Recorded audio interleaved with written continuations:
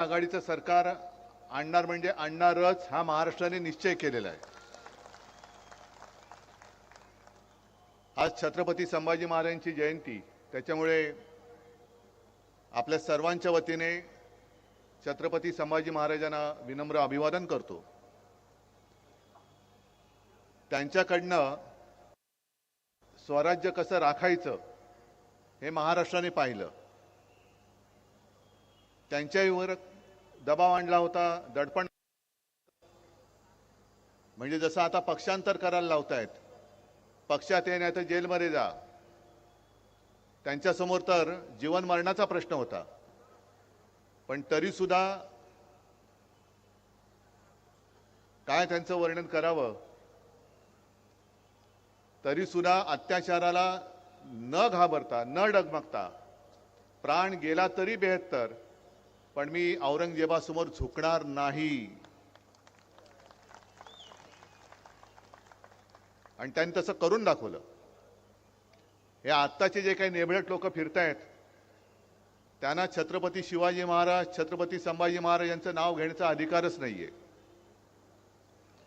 गेले 10 वर्ष आपण पाहतोय, काही ठिकाणी प्रश्न विचारले जातात की तुम्हाला आत्ताच कसं कळलं? 10 वर्ष तुम्ही त्यांच्याबरोबर होतात, पण त्या 10 वर्षातले गेली 5 वर्ष आम्ही नव्हतो। 10 वर्षामध्ये कोणी कोणाच्या पाठीत वार केला हे तुम्ही सगळ्यांनी बघितलेले आहात। आणि आम्हाला तेव्हा एक अशी आशा होती, शिवसेनेला आशा होती की मोदी काहीतरी करून दाखवतील। आणि मग एक एक त्यांच्या, जसं आपले उपमुख्यमंत्री म्हणतायत, किती इंजिन लागतात त्यांची, डबल इंजिन, ट्रिपल इंजिन, नुसती इंजिना बघून इंजिन लागतायत, डबे जोडतायत, डबे कमी पडतायत, पण इंजिन पुढेच सरकत नाही। 10 वर्ष नुसतं थापा टाकते, थापांच्या, म्हणजे वाफेचं इंजिन होतं तसं यांचं थापांचं इंजिन आहे।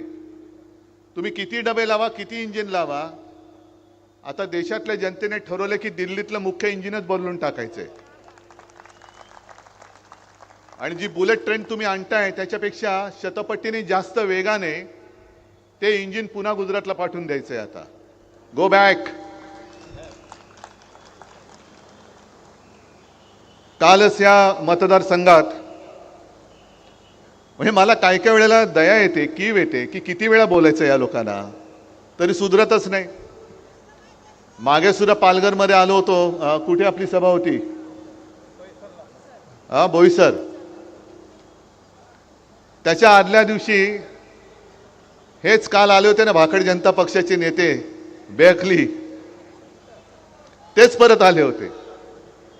मी बेअकली एवढ्यासाठी म्हणालो कारण मी माझ्या सभेत बोललो होतो की यापुढे जो शिवसेनेला नकली म्हणेल तो बेअकली आहे। त्याच्यामुळे काल ते बोलले म्हणजे ते बेअकली आहेत। आणि ज्याला अक्कल असते त्याला एकदा सांगितलेलं कळतं, यांना कळतच नाही म्हणून हे बेअकली आहेत। मला काय काय प्रश्न विचारून गेले की उद्धव ठाकरे याच्यावरती बोलावं, उद्धव ठाकरेंनी त्याच्यावरती बोलावं।